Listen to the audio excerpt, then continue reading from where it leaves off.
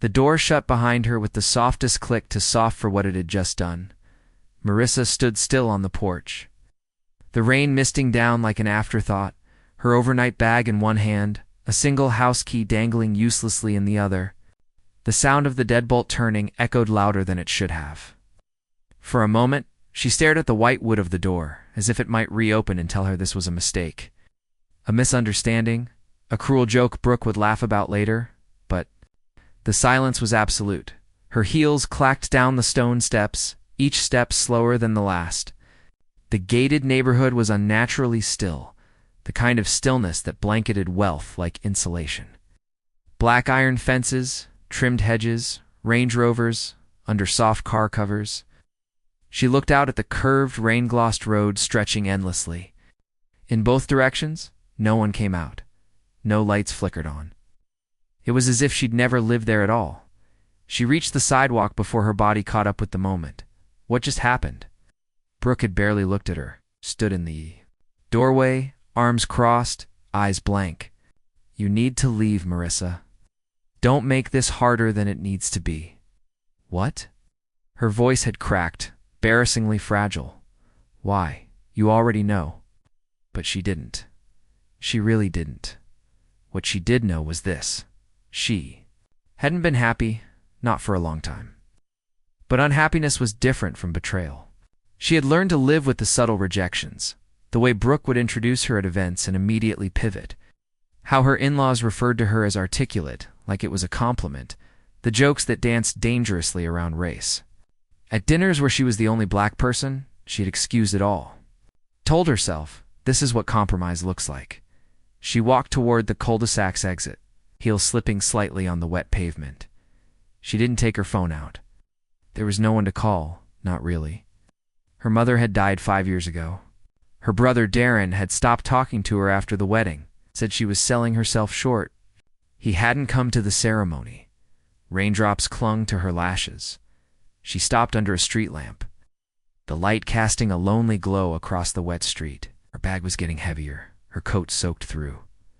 Everything she'd built in the last 7 years gone, no explanation, no warning, just a locked door and a goodbye that wasn't even spoken.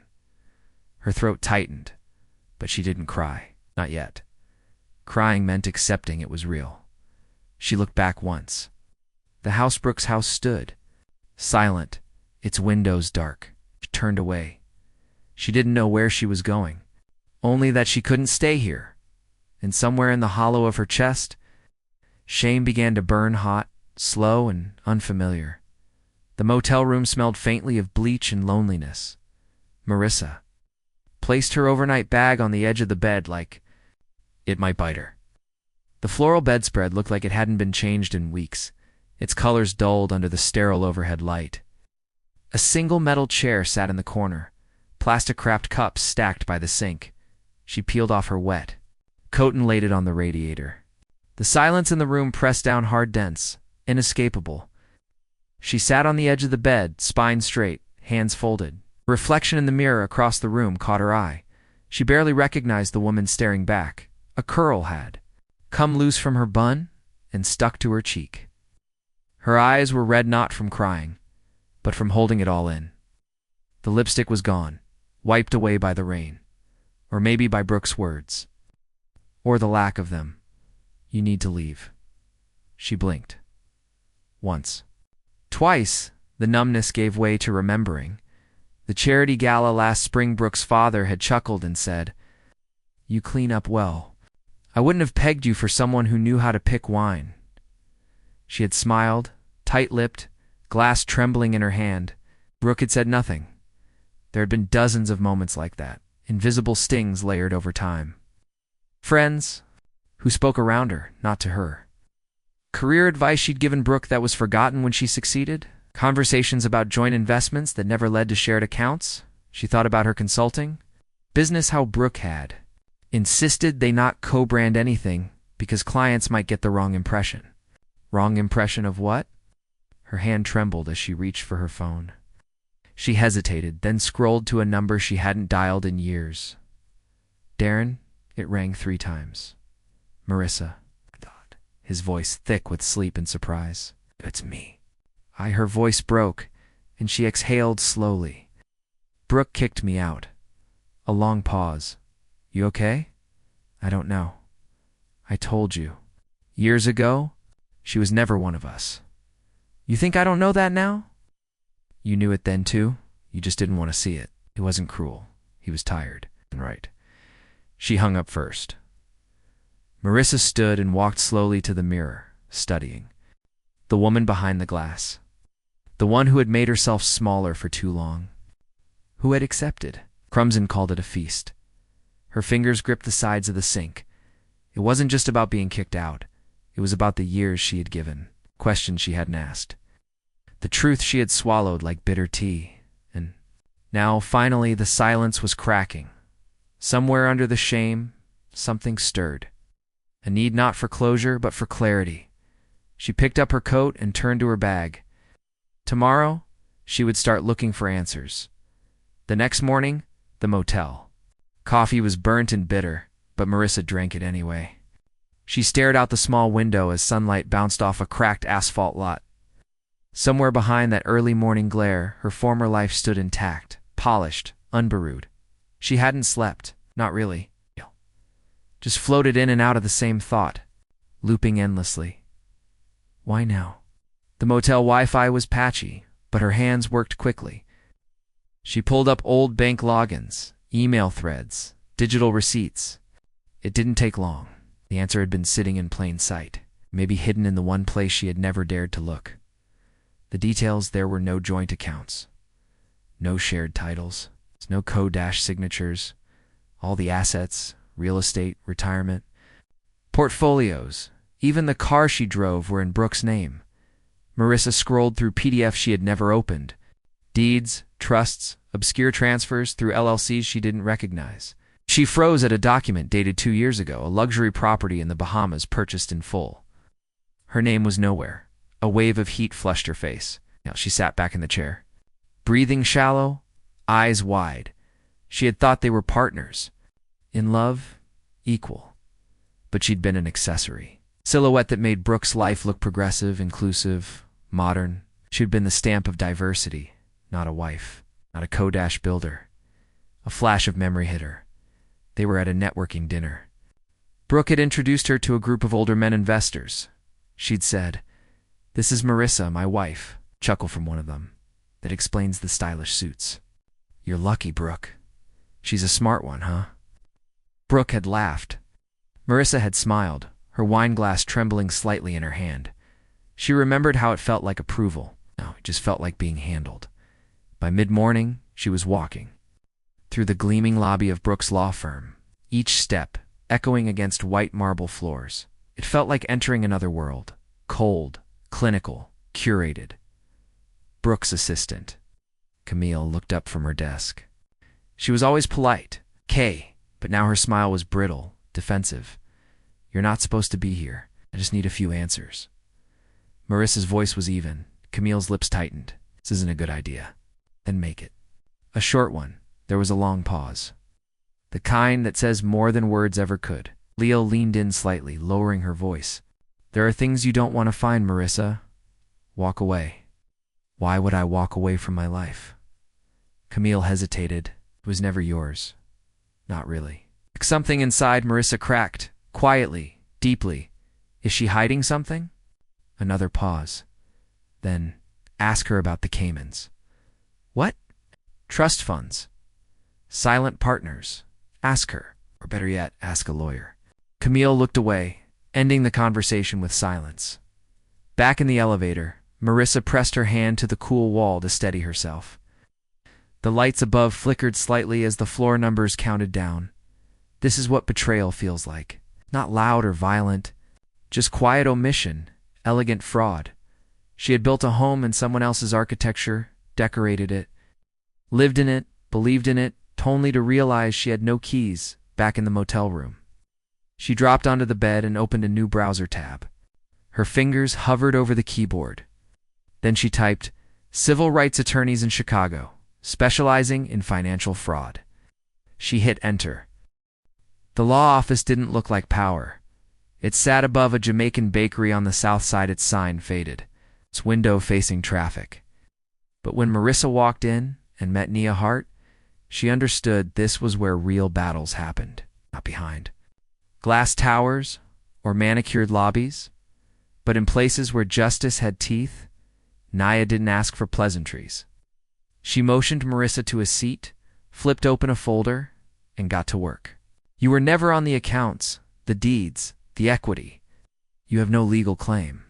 But she pulled out a spreadsheet.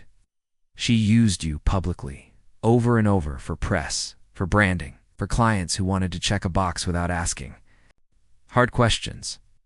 Marissa's breath caught as she leaned in. Rows of media articles appeared. Brooke Haywood, championing inclusion in corporate law, breaking barriers. Chicago's power couple on Law and Love. Photo after photo of them smiling, holding hands, at panels. Fundraisers. Brooke always out front, always framed just right. Nia tapped the screen. This is called strategic optics, performance of progress. And you, Marissa, were the centerpiece. Should have hurt more than it did, but what she felt wasn't heartbreak anymore, it was humiliation. A PR campaign, a photo op, a body beside Brooke's to make whiteness look benevolent. She stared at the monitor. Brooke's face beamed in a headshot used in a 2021 law journal. The future of justice is intersectional, the title read.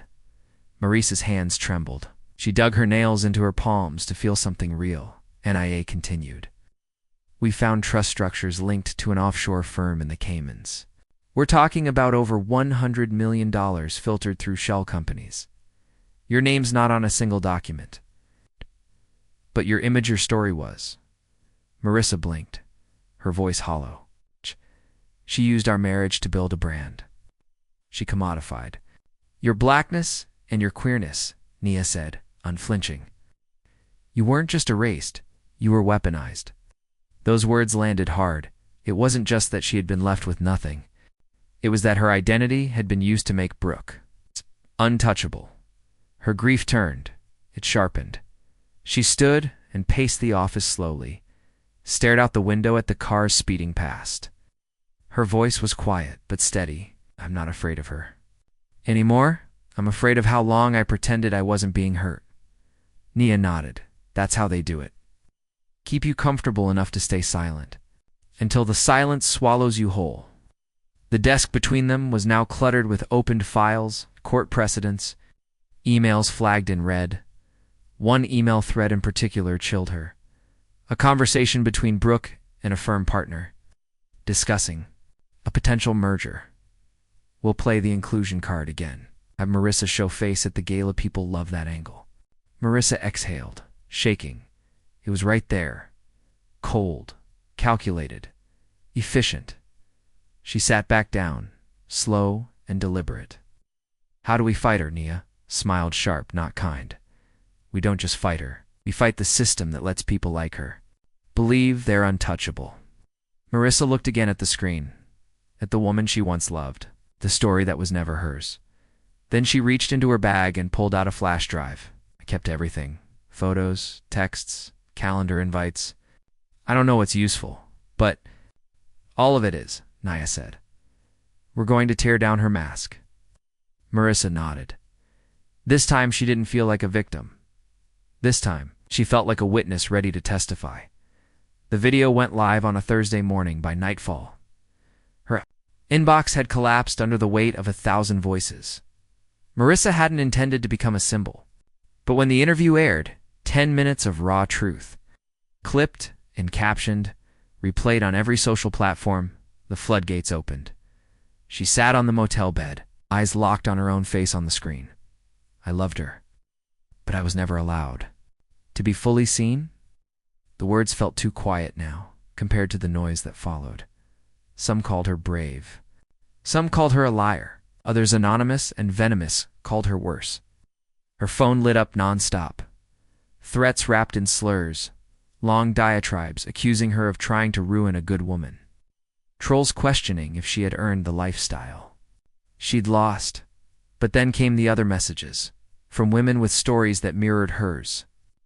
From queer couples of color who had been sidelined, erased, tokenized. from strangers who whispered thank you through their screens.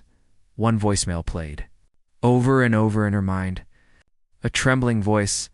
"I thought I was the only one, till you said it out loud." Marissa stared out the window, watching the world pass by like it had just discovered she existed. The media couldn't get enough. Headlines split down ideological. Lines whistleblower wife exposes legal empire versus scorned spouse smears trailblazing attorney. The FBI had reached out. Quietly, carefully, Nia worked late into the night, combing through records, building timelines, connecting dots no one had dared touch before. But it was Marissa who had lit the match. The fallout came fast. One of Brooke's partners resigned. Another leaked internal emails. A blog post from a former intern accused Brooke of racial bias and strategic cruelty masked as mentorship. Within days, protest signs bloomed across downtown. One banner stretched 3 feet wide across a courthouse railing, "Believe black women, even when they were invisible." Marissa walked past it, once hood up, sunglasses low. She didn't stop, but she felt it, like a hand pressed gently against her back. There were days it felt too much. When the spotlight felt more like a scope, when trauma replayed louder than praise, but each time she doubted herself, she remembered the night Camille said, "Ask her about the Caymans." And the way Brooke looked at her like she was disposable and how she had been disposable, till she made herself visible. The motel walls still closed in, but her voice had broken through them. She was no longer asking questions in the dark. She was asking them under the glare of national scrutiny, and the system that once ignored her was now scrambling to explain itself. Outside, another message lit up her phone. "Whatever happens in court, you've already changed something bigger." Marissa closed her eyes. The fight wasn't over, but now it had a name, a face, a voice hers. The courtroom smelled like old wood and cold air. Marissa sat in the witness waiting room, palms damp, back stiff, heart pounding beneath a blazer she hadn't worn since their last anniversary dinner. She had been composed in interviews, measured on camera, but this was different. This wasn't performance. This was confrontation. Brooke was here, in flesh, in a tailored gray suit, still flawless, still practiced as Marissa waited for her. Name to be called, her mind wandered through the past like a haunted house. A department store clerk once mistook her for an employee and asked if she could help fold sweaters. Brooke had laughed. "Well, you do dress the part." At a conference, a venture capitalist had looked right through her and asked if she was Brooke's assistant. Brooke didn't correct him. She didn't even blink. At dinner parties, Marissa was introduced as Mar, like trimming her name down, made her easier to digest every time. Marissa swallowed it, smiled, shrunk no more. The courtroom was still. She stepped up to the stand. The defense attorney smiled, calculated, and slow. He asked questions meant to cast doubt, to frame her as resentful, unstable, irrelevant. Then came her turn. The prosecution nodded. Marissa straightened her spine, took a breath. "For 7 years, I loved her. For 7 years, I believed I was building something with her.